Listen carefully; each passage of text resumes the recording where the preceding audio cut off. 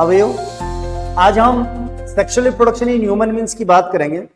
Sexual reproduction में आपने देखा था दो पेरेंट्स होते हैं, दोनों पेरेंट्स अपने अपने रिलेवेंट मेल गैमेट और फीमेल गैमेट देते हैं। मियोसिस करने के थ्रू ये ऐसा होता है। तो जो डिप्लॉयड पेरेंट है वो अपना रिस्पेक्टिव मेल गैमेट और फीमेल गैमेट बनाता है। इस दौरान मियोसिस सेल डिवीजन की वजह से जितने भी गैमेट्स बनते हैं वो हैप्लॉइड बनते हैं।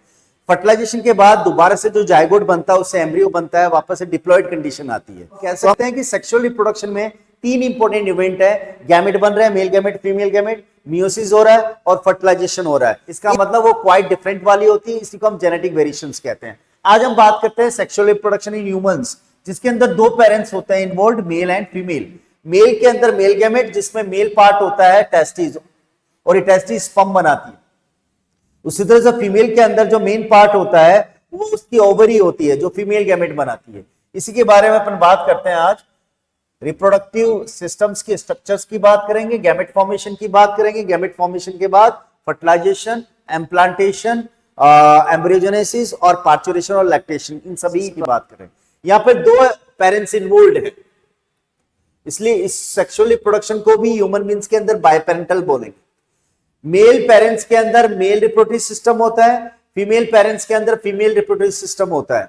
मियोसिस सेल डिवीजन है जिसके थ्रू रिडक्शनल डिवीजन हो रहा है और साथ में फर्टिलाइजेशन भी हो रहा है मेल और फीमेल गैमेट्स के बीच में। इन सभी प्रोसेस के थ्रू होने वाले इस रिप्रोडक्शन को हम sexual reproduction, male reproductive system है। इस मेल रिप्रोडक्टिव सिस्टम के अंदर डिफरेंट पार्ट्स हैं, उन डिफरेंट पार्ट्स के बारे में देखें। यदि हम इनको ग्रुप में डिवाइड करें इस सेक्सुअल पार्ट्स को, तो तीन हिस्सों में डिवाइड कर सकते हैं। सबसे पहले हम बात करें यहां पर टेस्टिस। ये मेन प्राइमरी सेक्स ऑर्गन है जो स्क्रॉटल सैक में बंद रहता है, एब्डोमिनल कैविटी के बाहर, जिससे इसका डिग्री टेम्परेचर 2 से 2.5 डिग्री सेंटीग्रेड कम रखा जा सके। हमारी बॉडी का टेम्परेचर है 37 degree Celsius.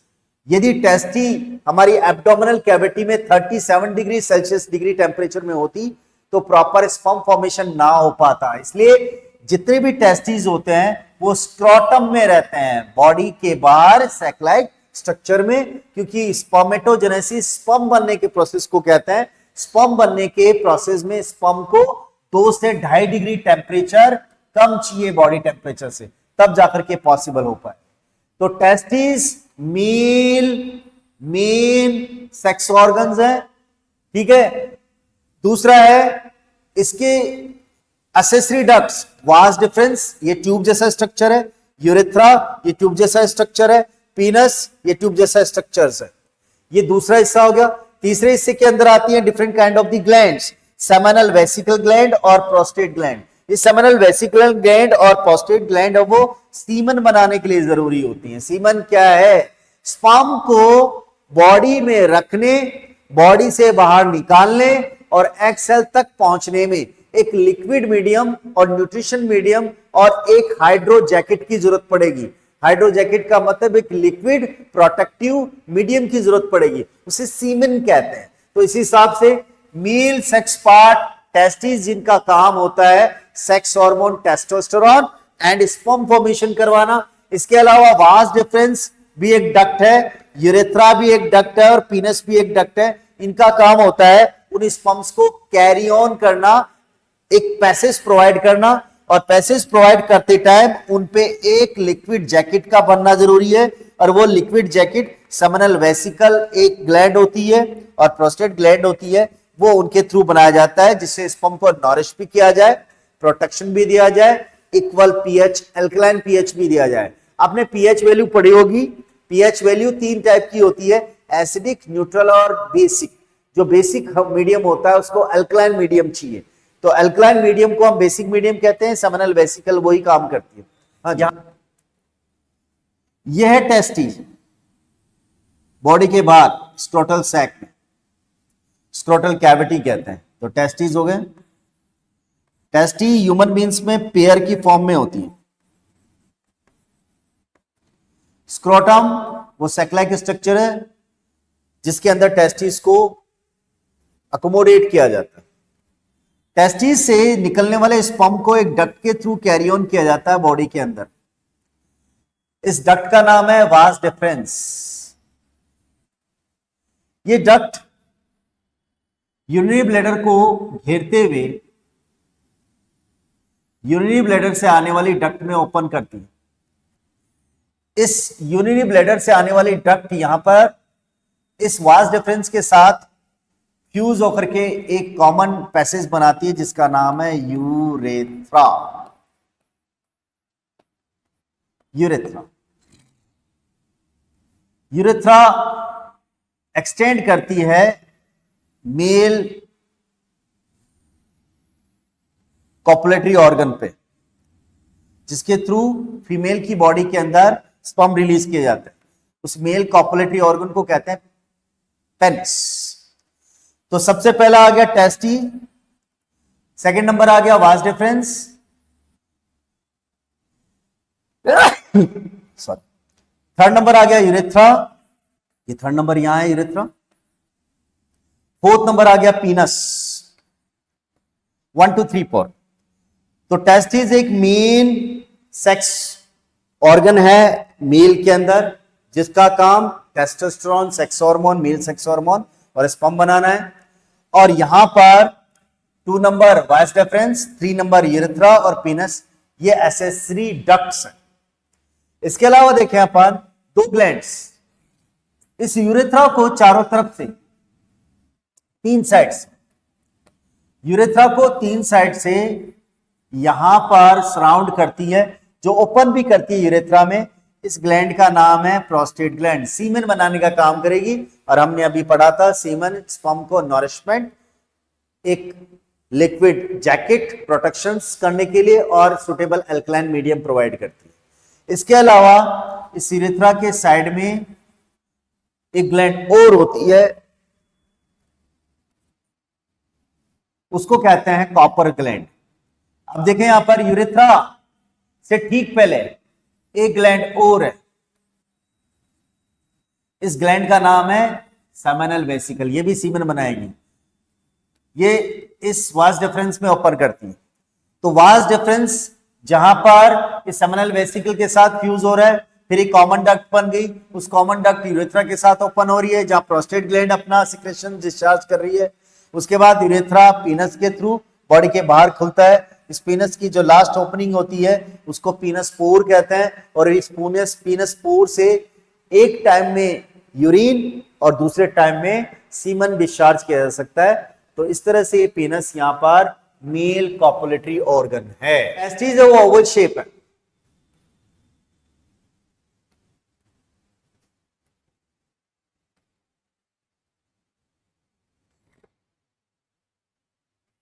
Oval shape organs present in a pouch-like structure that is called the scrotum to maintain the 2.5 degree Celsius below temperature from the body.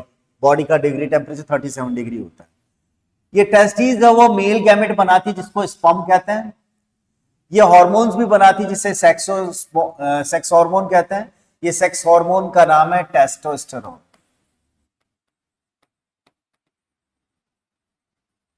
Testosterone ये physical changes during the puberty के अंदर physical changes होते हैं, तब ये testis है वो hormones बनाती हैं। और वो हार्मोन्स हैं basically sexual activities like sperm formation और different kind of this sexual changes आते हैं प्यूबर्टी के दौरान, एडोलसेंस के दौरान, उनके लिए रेस्पॉन्सिबल। स्क्रोटम है वो डिग्री टेम्परेचर कम रखेगा, cooler from the body temperature. ये स्पर्म फॉर्मेशन के लिए जरूरी है। वास डिफरेंस स्पर्म टेस्टिस से लेकर के आती है, तो ये लॉन्ग ट्यूब है through which sperm travel from the testis. यहां टेस्टिस से जो स्पर्म आ रहे हैं वो इस वास डिफरेंस के थ्रू आ रहे हैं।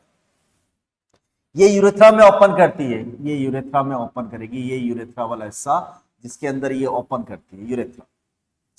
यूरेथ्रा का है कॉमन पैसेज है यूरिन और स्पर्म दोनों को रिलीज करने के लिए। पीनस मेल कॉपुलेटरी ऑर्गन है जो सेक्स करने में यूटिलाइज किया जाता है। सेमिनल वेसिकल्स और प्रोस्टेट ग्लैंड एसेसरी ग्लैंड्स हैं जो फ्लूइड रिलीज करती है स्पर्म पर। जिससे स्पर्म को नॉरिशमेंट भी मिलता है और सुटेबल अल्कलाइन पीएच भी मिलता है। ये स्पर्म को एक्टिव रखने का काम भी करती हैं। तो ये सारे पार्ट मेल रिप्रोडक्टिव सिस्टम में हो गए। उसके बाद बात करें अपन female reproductive system. Female reproductive system को हम पढ़े से पहले एक डायग्राम को अच्छे से समझे।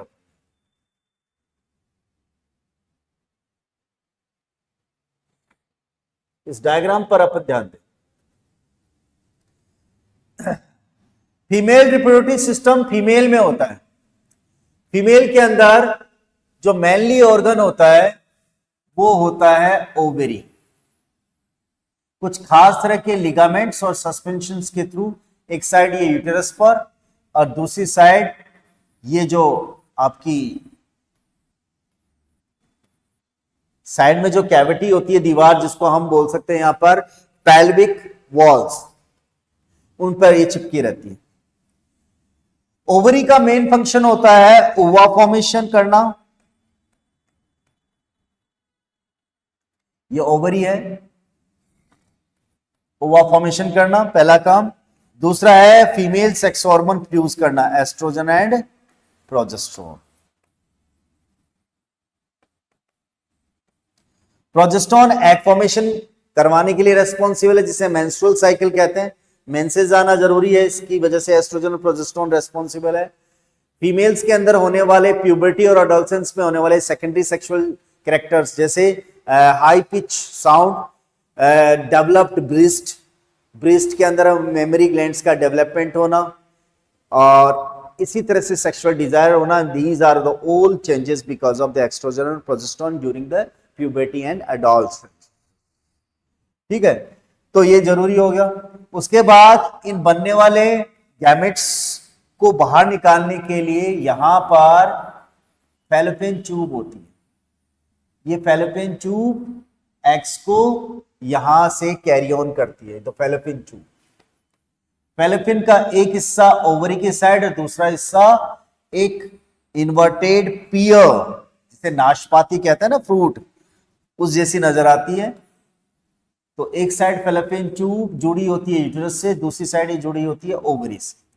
यूटेरस, यूटेरस पे 3 वॉल्स होती हैं, एक आउटर वॉल, एक मिडिल वॉल और सबसे अंदर की वॉल। आउटर वॉल जो एपिडर्मल वॉल होती है, एक तरह से ऐसे मान के चलो कि इसको हम पेरीमेट्रियम कहते हैं। एक होती है मायोमेट्रियम और एक होती है एंडोमेट्रियम।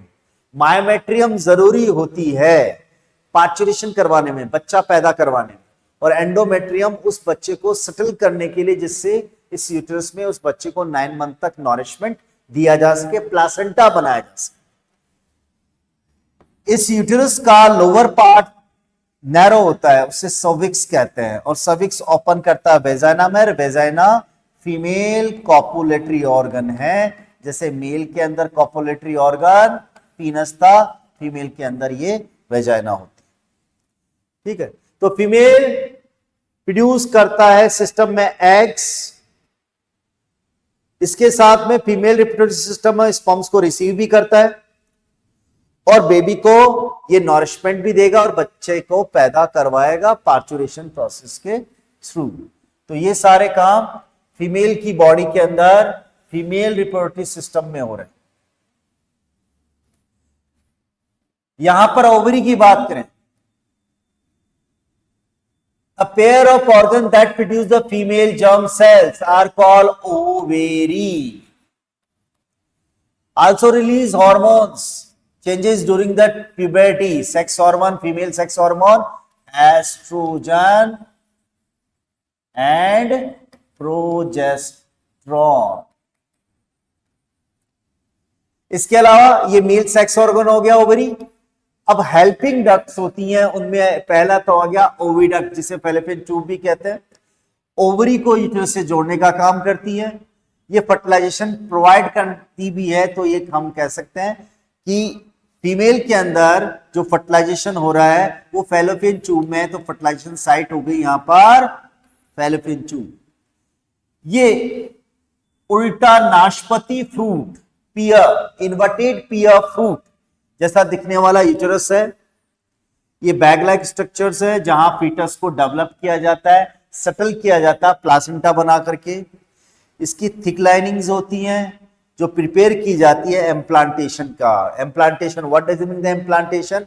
फर्टिलाइजेशन के बाद जो फर्टिलाइज एग होता है वो यूटेरस से नॉरिशमेंट लेता है, वो ट्यूब के थ्रू, जिसे प्लासेंटा कहते हैं, तो प्लासेंटा बन करके फर्टिलाइज एग का यूटेरस में शिफ्ट होने के इस प्रोसेस को बोलेंगे एम्प्लांटेशन। 9 मंथ तक ये प्रोसेस चलेगा। सर्विक्स इस यूटेरस का लोअर नैरो पार्ट है, lower narrow part connecting uterus to vagina. वाह, तो इस तरह से जो हेल्पिंग डक्ट्स होंगी उसमें ओविडक्ट आ गई, यूटेरस आ गई और cervix. Copulatory organ, female copulatory organ है vagina, passes through which sperm enter in the female body और also provided as birth canal. जब बच्चा पैदा होता है तो वेजाइना के थ्रू ही आता है। असेसरी जो फीमेल सेक्स ग्लैंड्स होती हैं उनमें नाम आता है मेमरी ग्लैंड्स, और वो मेमरी ग्लैंड्स बच्चे को ब्रीस्ट फीड करवाता है, मिल्क देने में यूटिलाइज करता है। तो वो ग्लैंड यहां पर इस तरह से कंट्रीब्यूशन पे। के अंदर सबसे इंपॉर्टेंट टास्क होता है फर्टिलाइजेशन।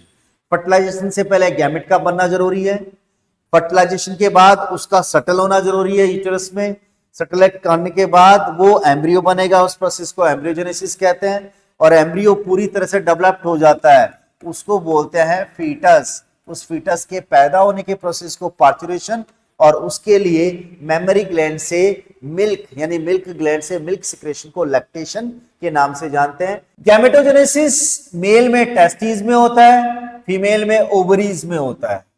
गैमेट के दौरान मियोसिस होता है और इस मियोसिस में नंबर ऑफ क्रोमोसोम्स को 2n से n में कन्वर्ट किया जाता है, इसलिए जितने भी गैमेट्स होते हैं वो n होते हैं। n का मतलब हैप्लॉइड, जिसमें single set of chromosome. Human body में 46 क्रोमोसोम्स है तो गैमेट में 23 क्रोमोसोम्स होंगे, ठीक है। जब गैमेट्स आपस में मिलेंगे तो 2n कंडीशन दोबारा से आ जाएगी 46 क्रोमोसोम्स, और पेरेंट्स जैसी सेम टू सेम बन जाती है। इसका मतलब पेरेंट्स में 46 क्रोमोसोम्स हैं तो गैमेट्स बनते टाइम स्पर्म में 23 और ओवा में 23 आ जाएंगे। जब जायगोट बनेगा तो दोबारा से 2n कंडीशन। इस तरह से मियोसिस मेंटेन करता है नंबर ऑफ क्रोमोसोम्स को ऑलवेज। मेल में गैमेटोजेनेसिस है, उसमें कई हजारों की संख्या में स्पर्म्स बनते हैं। फीमेल में गैमेटोजेनेसिस हो रहा है, उसमें एक सिंगल और लार्ज एग बनता है, तो ये चीज ध्यान दें। साइज देखें, स्पर्म की छोटी होती है जिससे वो तेजी से रन कर सके। यहां पर एग लार्ज होता है। नंबर जो प्रोड्यूस होते हैं स्पर्म्स के मिलियंस नंबर्स में। वही जनरली ह्यूमन बींग्स के अंदर एक एग फॉर्मेशन के दौरान कुछ ही एग बनते हैं, जनरली 1। स्टोर न्यूट्रिएंट्स, स्पर्म में कोई न्यूट्रिएंट्स नहीं होता इसलिए सीमेंस उसको न्यूट्रिशन प्रोवाइड करती है। एग में न्यूट्रिशन देने की जरूरत नहीं क्योंकि एग में खुद में न्यूट्रिशन होता है। मोटिलिटी, स्पर्म का जो शेप होता है वो हाइड्रोडायनेमिक होता है, आसानी से लिक्विड मीडियम में तेजी से रन करने के लिए, इसलिए एक्टिव होता है, मोटाइल। बट एग का वजन ज्यादा होने से ये नॉन मोटाइल कंडीशन। स्पर्म और एग आपस में मिलते हैं तो क्या होता है? जब स्पर्म और एग आपस में मिलते हैं तो फर्टिलाइजेशन इंसिडेंस होता है, और जो फर्टिलाइजेशन इंसिडेंस होता है उसकी वजह से बनते हैं जायगोट, और जायगोट में आगे डिविजन्स हो रहे हैं वो सिंपल माइटोटिक डिवीजन होने से सिंगल सेल जायगोट से मल्टी सेल एम्ब्रियो और बेबी प्रोड्यूस होती है। सबसे पहले बात करें अपन फीमेल्स के अंदर है वो एग बनाने का प्रोसेस हो रहा है। एग बनाने का प्रोसेस ओवरी में हो रहा है, ओवरी से जो एग बाहर निकलेगा उस प्रोसेस को हम बोलेंगे ओवुलेशन। जनरली बर्थ के दौरान सेवरल नंबर्स और ये मिलियंस नंबर्स ऑफ इमेच्योर ओवा या एग्स एक बेबी चाइल्ड लेके आता है। प्यूबर्टी तक पहुंचते पहुंचते ये मिच्योर एग रिलीज होते हैं ओवरी से एवरी 28 डेज के बाद। 28 डेज के इस टाइम को कहते हैं मेंस्ट्रुअल साइकिल। इस मेंस्ट्रुअल साइकिल में जो एग बाहर निकल रहे हैं ओवरी से उसे ओवुलेशन कहते हैं। ठीक है। इसी दौरान यूटेरस को प्रिपेयर किया जाता है ओवुलेशन से ठीक पहले, जिससे इनर लाइनिंग होती है वो बहुत ज्यादा थिक हो जाती है, ठीक, जिससे आसानी से फर्टिलाइजेशन हो जाए, तो उस फर्टिलाइज एग को अंदर सेटल किया जा सके। एग ट्रेवल करता है, एग बना कहां है? ओवरी में। ओवरी से कहां आएगा? फैलोपियन ट्यूब में। फैलोपियन ट्यूब से कहां आएगा? वो आएगा फैलोपियन ट्यूब के अंदर, बाद में फैलोपियन ट्यूब से स्पर्म के अंदर मीट करता है। तो after ovulation the eggs travel from the ovary to oviduct, यानी फैलोपियन ट्यूब। वहां पे उसका इन्विटेशन किसके साथ होता है? इंटीमेशन या फ्यूजन होता है स्पर्म के साथ। तो यहां पर during the sexual intercourses means physical relation in between the male and female, यहाँ पे millions number of sperms female की वेजाइना में छोड़ दिए जाते हैं। ये स्विम करते हुए स्पर्म कहां पहुंचते हैं? ओविडक्ट में। ओविडक्ट में एग है जो यहां क्या कर देता? फर्टिलाइजेशन, जिससे बन जाता है जायगोट। अब जायगोट ट्रेवल करेगा सटल डाउन होने के लिए, और सटल डाउन होने के लिए कहां ट्रेवल करेगा? यूटेरस में। यूटेरस को पहले ही प्रिपेयर कर दिया गया है, तो फर्टिलाइज्ड एग यूटेरस में आने के बाद वो क्या करेगा? वह इनर लाइनिंग के अंदर रिसीव करेगा नॉरिशमेंट, और वो नॉरिशमेंट एक ट्यूब जैसे स्ट्रक्चर के थ्रू करेगा, जिसको बोलते हैं प्लासेंटा। मींस फर्टिलाइज एग का यूटेरस में शिफ्ट होना, प्लासेंटा बनने को एम्प्लांटेशन कहते हैं, और एम्प्लांटेशन से ही प्रेगनेंसी स्टार्ट होती है 270 डेज की, यानी कि 9 मंथ की। प्रॉपर एम्प्लांटेशन प्रेगनेंसी की स्टार्टिंग रेंज को शो करता है, और जैसे ही प्रेगनेंसी 270 डेज की कंप्लीट होती है, उसके बाद बर्थ ऑफ बेबी होता है, जिसको पार्चुरेशन। फर्टिलाइजेशन प्रोसेस इस तरह से कंडक्ट किया जा रहा है। उस फर्टिलाइजेशन प्रोसेस के अंदर स्पर्म छोड़े गए हैं, कहां से? स्पर्म छोड़े गए हैं मेल बॉडी से, वेजाइना में मूव कर रहे हैं। जैसे हम बात करें यहां पर, ये स्पर्म्स है वो एग के अंदर एंट्री कर रहे हैं। एंट्री करने के बाद, यहां पर एंट्री करने के बाद ये स्पर्म्स को रिलीज किया गया है। स्पर्म्स यहां पर एंट्री कर रहा है, एंट्री के बाद उसने फ्यूज कर लिया है, फ्यूज करने के बाद उसने बना लिया है जायगोट। जायगोट करने के बाद, जायगोट एक सेल कंडीशन है जिसमें 2 सेट आगे 2n, क्योंकि एक तो सेट क्रोमोसोम्स का आया है एक्सेल का, और एक आया है स्पर्म का, तो यहां जायगोट में 2n कंडीशन आ गई। अब जायगोट में होता है माइटोटिक डिवीजन, जिससे 2 से 4, 4 से 8, 8 से 16 सेल्स बनती है। और जो 16 सेल बनेगी, बेसिकली जो 16 सेल बनेगी वो एम्ब्रियो बनाएगी, और एम्ब्रियो को सेटल कर दिया जाएगा यूटेरस में फर्दर न्यूट्रिशन और ग्रोथ एंड डेवलपमेंट के लिए। कब तक? For the 9 month. यदि एग रिलीज हो रहा है यहां पर, तो स्पर्म स्विम करते हुए फ्यूज करते हैं एक एग सेल को। एग सेल को फ्यूज करने पर बनता है एक जायगोट। जायगोट डिवाइड होता है तो वो बन जाएगा बेटा जी यहां पर एम्ब्रियो, और एम्ब्रियो को यूटेरस में एम्प्लांट्स किया जाएगा प्लासेंटा बना के, जिससे प्रेगनेंसी स्टार्ट हो जाती है। यदि फर्टिलाइजेशन ना हो तो क्या हो? फर्टिलाइजेशन से ठीक पहले यूटेरस को प्रिपेयर कर दिया गया है फॉर पॉसिबल फर्टिलाइज एग के एम्प्लांटेशन के लिए। यदि फर्टिलाइजेशन नहीं होता है तो फर्टिलाइजेशन से ठीक पहले की गई यूटेरस की प्रिपरेशंस ब्लीडिंग फॉर्म में बॉडी से बाहर निकल जाएगी, जिसको कहते हैं menstruation. Unfertilised egg remain viable for the 1 days, एक दिन के लिए रहता है, बाद में डिजेनरेट हो जाता है, और इसकी वजह से थिक यूटेराइन लाइनिंग जो हो रही है वो लंबे टाइम तक एडेड फॉर्म में नहीं रह सकेगी, और उसका शेड ऑफ हो जाएगा blood, different secretions, unfertilised egg, ये सब कुछ वेजाइना के थ्रू बॉडी से बाहर निकाल दी जाती हैं। इस ब्लीडिंग के होने को हम कहते हैं menstruation. No fertilisation, uterus lining no need it shed off, it shedded और menstruation occurs। So what happen when an egg is not fertilised? Menstruation होता है, bleeding. Menstruation shedding off uterine lining है, जिसमें ब्लड के साथ साथ different kind of secretion और unfertilise egg vagina से बाहर निकाल दी जाती है। ये मेंस्ट्रुएशन साइकिल जो होता है वो 3 से 7 दिन के दौरान वहां पे निकाला जाता है। ऐसे मानो कि 1, 3, 7, 28 डेज।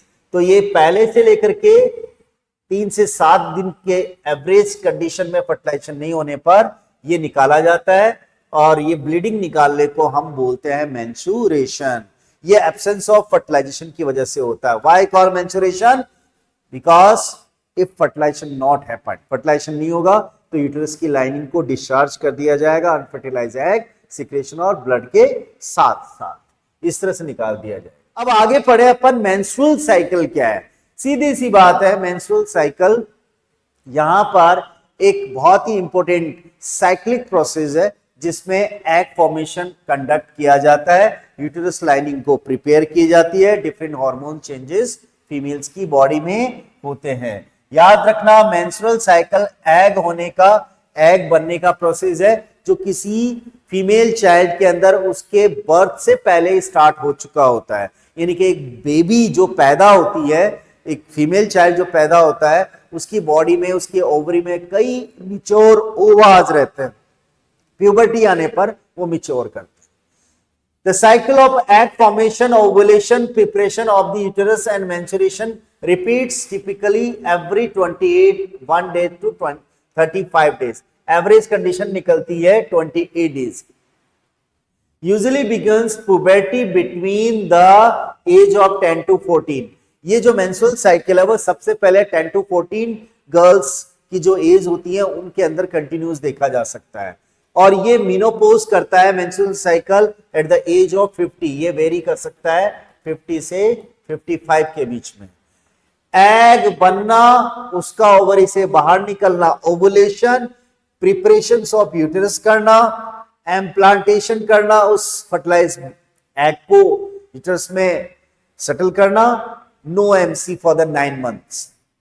दूसरा, एग बन रहा है, ओवरी से बाहर निकल रहा नहीं, ओवुलेशन हो रहा है और प्रिपरेशन ऑफ यूटेरस हो रही है, बट यदि फर्टिलाइजेशन ना हो तो एम्प्लांटेशन नहीं होगा और सारा का सारा यूटेरस की लाइनिंग को डिस्चार्ज करके बाहर निकाल दिया जाएगा। उसे मेंस्ट्रुएशंस कहते हैं। जनरली कौन से डे, कौन सा टाइमिंग प्रोसेस हो रहा है? फर्स्ट डेज टू, क्योंकि जनरली एमसी होती है वो 28 डेज में रिपीट की जाती है, तो ये प्रोसेस है। फर्स्ट टू 5 डेज के अंदर है वो मेंस्ट्रुअल्स होता है, shedding of the uterine lining.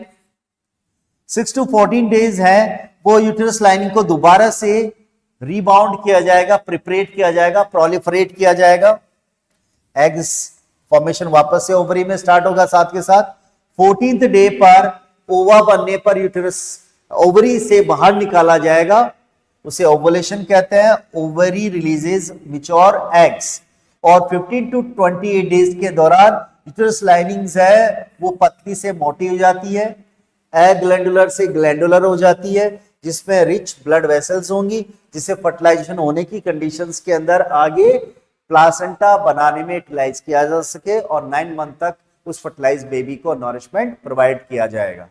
If no fertilisation happen, it's start breaking down on approximately 28 days and the cycle repeats. मतलब अप्रॉक्सिमेटली ये 20 डेज पूरे होने से पहले ही डिजनरेट होना स्टार्ट हो जाएगी और उसके तुरंत बाद में नई मेंस्ट्रुअल साइकिल स्टार्ट होगी। प्रेगनेंसी एंड चाइल्ड बर्थ, बच्चे का पैदा होना और बच्चे का डेवलपमेंट, इन सभी चीजों में। Stages of pregnancy, pregnancy humans में 9 मंथ की होती है। इसमें 3 ट्राइमेस्टर्स होते हैं, हर ट्राइमेस्टर 3-3 महीने का होता है। फर्स्ट 3 मंथ के अंदर बेबी ग्रो करता है तेजी से, स्ट्रॉन्गर फॉर्म में, और इसके अंदर इसके मोमेंट्स फीमेल के यूटेरस में देखे जा सकते। बच्चा घूमता है ना, बस। आगे के 4 से 6 महीने के अंदर फीटस ग्रो करता है तेजी से, बिगर और strongerly. Mother can feel the moments, वापस से मोमेंट्स फील कर सकती है। और लास्ट के जो ट्राइमेस्टर, थर्ड ट्राइमेस्टर, यानी आगे आने वाले 3 महीने, उसमें बेबी रैपिडली ग्रोथ करता है और आउटसाइड आने के लिए वॉर्म से रेडी रहता है, पार्चुरेशन के लिए रेडी रहेगा। तो ये फर्स्ट 3 मंथ का प्रोसेस यहां पर है, उससे 3 मंथ का प्रोसेस यहां पे है और लास्ट 3 मंथ का प्रोसेस यहां पे है। थर्ड ट्राइमेस्टर के बाद जो बेबी होता है वो फुल्ली डेवलप्ड होता है, और ये फुल्ली डेवलप्ड बेबी का जो बॉडी से बाहर, फीमेल के यूट्रस से बाहर निकलने का, यानी कि विजाइना से बाहर निकलने के इस प्रोसेस को कहते हैं parturition. This is called parturition. तो 9 मंथ को अलग अलग 3 हिस्सों में डिवाइड किया जा सकता है, उन्हें ट्राइमेस्टर्स के नाम से फर्टिलाइजेशन के बाद 9 मंथ के लिए प्रोसेस चलता है एम्ब्रियो के डेवलपमेंट का। फुल्ली डेवलप्ड एम्ब्रियो कुछ खास तरह के सिग्नल्स रेज करता है। ऑक्सीटोसिन हार्मोन फीमेल्स की बॉडी में रिलीज होता है पिट्यूटरी ग्लैंड से। ये जो ऑक्सीटोसिन हार्मोन है वो फुल्ली डेवलप्ड कंडीशंस फीटस की होती है बेबी का। उस कंडीशन में उसके मायोमेट्रियम में, यानी कि यूट्रस की जो मिडिल वाली लेयर होती है मायोमेट्रियम बोलते हैं, उसमें वेव मोशन जनरेट करता है। उस वेव मोशन के जनरेट होने से बच्चे का इजीली बॉडी के बाहर एक्सपेल किया जाता है, उसी वो पार्चुरेशन कहते हैं। बट बच्चा पैदा होने के कुछ आवर्स पहले जो मायोमेट्रियम बीच वाला हिस्सा होता है यूट्रस लाइनिंग का, उसमें तेजी से पेन स्टार्ट होता है, उसे लेबर पेन कहते हैं, हिंदी में उसे प्रसव पीड़ा कहा जाता है, यानी बच्चा पैदा होने के ठीक होने वाला पेन। तो strong contractions of the muscles of uterus push the foetus through the birth canal, जिसको हम सर्विक्स वेजाइना कहते हैं। If normal vaginal birth is not possible और सेफ, डॉक्टर मेडिकल और surgical processes to the deliver to the baby safely. Generally क्या होता है कि नॉर्मल वेजाइनल बर्थ होता है। If normal vaginal birth is not possible और safe, in doctors use medical और सर्जिकल, यानी ऑपरेशन के थ्रू उस बच्चे को पैदा किया जाता है। यहां पे सबसे इंपॉर्टेंट चीज क्या है, बच्चा पैदा होने के दौरान मदर की बॉडी में, ब्लड में एक तेजी से हार्मोन्स का लेवल रेज करता है। ये रेज तभी करेगा जब बेबी का फुल्ली डेवलपमेंट हो चुका होगा। ये ऑक्सीटोसिन हार्मोन को हम बर्थ हार्मोन के नाम से भी जानते हैं। ये बर्थ हार्मोन ही उस बेबी के पैदा होने के अंदर बहुत ही हेल्पफुल है। बट यदि नॉर्मल वेजाइनल बर्थ पॉसिबल ना हो, उस कंडीशंस के अंदर ऑक्सीटोसिन का इंजेक्शन देकर के भी डॉक्टर्स उसका बर्थ करवाते हैं, या फिर सिजेरियन यानी ऑपरेशंस के थ्रू भी बर्थ किया जाता है। आफ्टर बर्थ कौन से केयर करनी जरूरी है, ब्रीस्ट फीडिंग, क्योंकि जैसे ही बच्चा पैदा होता है उसके ठीक पहले मेमरी ग्लैंड्स यानी कि मिल्क ग्लैंड से मिल्क सिक्रेशंस एक्साइटेड हो जाता है, और वो जो रिलीज होता है वो ऑक्सीटोसिन के फॉलोअप पे होता है। तो ऑक्सीटोसिन 2 काम कर रहा है। एक तो ऑक्सीटोसिन है वो पार्चुरेशन, बर्थ ऑफ बेबी को इजी करवा रहा है। दूसरा, ये जो ब्रीस्ट फीडिंग के लिए मेमरी ग्लैंड से जो रिलीज होने वाला जो मिल्क है उसको भी यहां पर रिलीज करवाने का काम करता है। मदर्स मिल्क कंप्लीट न्यूट्रिशन है, और ये कई बीमारी से भी बचाता है, क्योंकि इसमें होती है एंटीबॉडीज,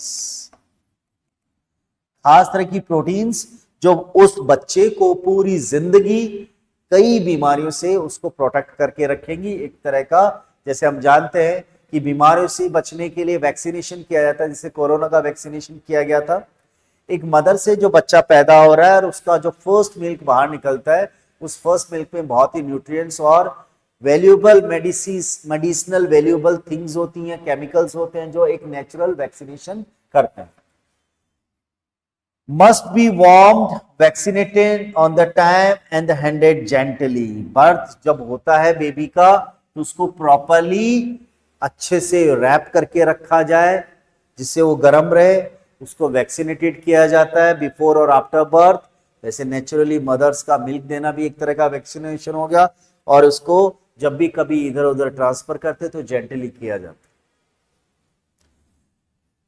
न्यूट्रिशंस फूड और एडिक्यूट डाइट्स उस मदर को देना जरूरी है। उस मदर में नो स्मोकिंग, अल्कोहल और मेडिसिनल विदाउट डॉक्टर एडवाइस, कभी भी बिना डॉक्टर की एडवाइस के उसको मेडिसिन नहीं देनी है, क्योंकि उसको मेडिसिन दी गई, लाइक जैसे यदि स्मोक करती है, अल्कोहल करती है या बिना डॉक्टर के प्रेस्क्रिप्शन के मेडिसिन लेती हैं, तो उसका डायरेक्ट इनडायरेक्ट इंपैक्ट उस डेवलपिंग बेबी के भी ऊपर भी पड़ता है। आफ्टर बर्थ उसकी बॉडी में जो बेबी से निकलने वाला मिल्क है, उस मिल्क में भी बहुत प्रॉब्लम हो सकती है। तो मिल्क डायरेक्ट इनडायरेक्ट उसकी मदर की हेल्थ भी बिगड़ेगी, तो बेबी की हेल्थ भी बिगड़ती है। ड्यूरिंग द प्रेगनेंसी और आफ्टर प्रेगनेंसी ये दोनों प्रोटेक्शन और प्रिवेंशन लिए जाते हैं। इमोशनल वेलबींग और फैमिली सपोर्ट ये भी जरूरी है कि किसी भी मदर को एक पॉजिटिव एनवायरमेंट मिलना चाहिए, पॉजिटिव साइकोलॉजिकल एनवायरमेंट मिलना चाहिए, उसकी कंप्लीट डाइट मिलनी चाहिए, उसको हमेशा खुश रखा जाए। ये सब कुछ आफ्टर बर्थ मेंटेन किए जाने वाले प्रैक्टिसेस होती हैं। सेक्सुअल मैच्योरिटी क्या है? बॉयज के अंदर जो सेक्सुअल मैच्योरिटी होती है वह प्यूबर्टी से स्टार्ट हो जाती है। उस प्यूबर्टी से स्टार्ट होने पर जितने भी चेंजेस हो रहे हैं उसको हम सेक्सुअल मैच्योरिटी में इंक्लूड करते हैं। इसके अंदर now they are able to perform the reproduction. इसका मतलब ये नहीं है कि वो अडल्ट हो चुके हैं, still they are not ready to take the responsibilities about the families. Sexual maturity boys के अंदर होने पर प्रोडक्शन ऑफ स्पर्म बढ़ जाता है, गर्ल्स के अंदर मेंस्ट्रुअल साइकिल स्टार्ट हो जाता है। यदि ग्रेजुअली चेंजेस देखे जाए सेक्सुअल मैच्योरिटी के दौरान, तो उनकी हाइट्स, उनका sound, opposite attractions, emotional maturity, ये सब कुछ हैंडल और साथ में करना जरूरी है। तो एक प्रॉपर टीनेज काउंसलिंग होना जरूरी है, एक प्रॉपर सेक्सुअल एजुकेशन भी कंपल्सरी है, क्योंकि ये प्यूबर्टी और एडोलसेंस वो एज है जहां पर फिजिकली बॉडी तो बड़ी हो चुकी है बट इमोशनली और mentally still they to be developed. In that